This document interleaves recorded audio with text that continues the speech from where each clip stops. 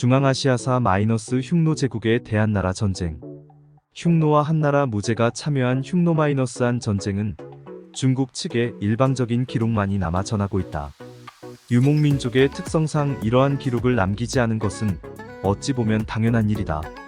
흉노는 전형적인 유목국가로 글로 역사를 남기는 일에 매우 미숙하였기 때문이다. 따라서 우리는 오로지 중국 측의 기록에만 의존할 수밖에 없다.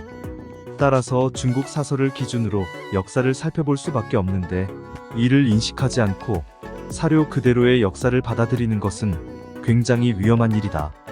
한 고조 유방이 흉노 때문에 고생을 한 이후 한 무제는 흉노에 대하여 칼을 갈고 있었다.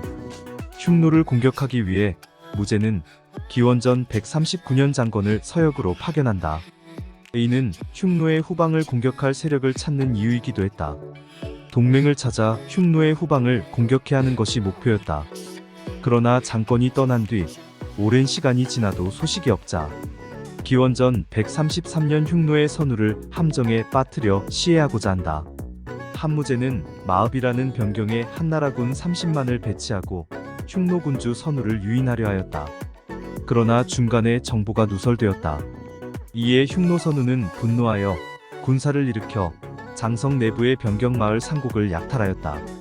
그러자 이에 무제는 군사를 일으켜서 기원전 129년 흉노에 대한 전면전을 개시하였다.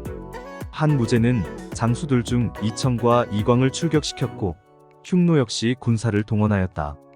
대군과 정양, 상군 등에 각각 3만 명의 기병을 동원하여 침략했다. 기원전 127년에 한나라의 위청은 운중에서 서쪽으로 진군하여 농서에서 흉노의 제후인 누번왕과 백양왕을 격파하여 군을 설치한다. 한이 그곳에 삭방군을 설치하고 곧바로 삭방성을 축조하기 시작하자 흉노의 우현왕이 이곳을 탈환하기 위하여 공격한다. 이에 한의 응원군인 위청이 기원전 124년 10만의 군세를 이끌고 우현왕을 급습한다. 이때 한은 상당히 큰 전과를 올렸으나 이듬해인 기원전 123년의 출정에서는 군세가 분리하여 흉노에서 한나라로 항복해온 조신이 다시 흉노로 돌아가는 상황까지 일어나게 된다. 다시 흉노로 돌아간 조신은 한동안 한나라 안에서 생활하였으므로 한나라의 군사 현황을 파악하여 흉노의 선우에게 전략적 조언을 진언한다. 그 내용은 흉노의 거점을 고비 사막의 북쪽으로 옮길 것이었다. 막북으로 근거지를 옮기면 한나라의 군대가 고비 사막 너머의 초원까지 진출하기에는 거리가 멀고 보병 중심의 기동력으로는 한계에 닿을 것이라는 생각에서였다. 기원전 121년 위청과 곽거병은 다시 각각 5만의 군대를 이끌고 흉노를 공격한다.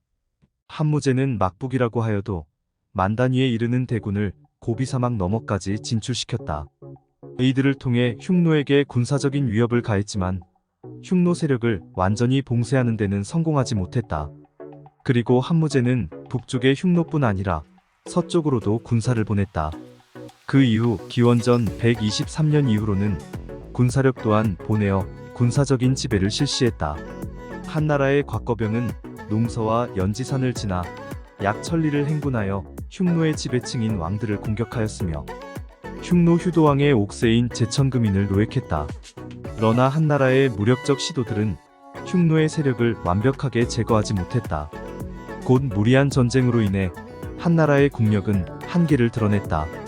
흉노와 한의 전쟁은 기원전 89년 무제가 군사적 원정 외정을 멈추고 내치에 힘쓰겠다는 윤대의 조를 내림으로써 결국 막을 내렸다.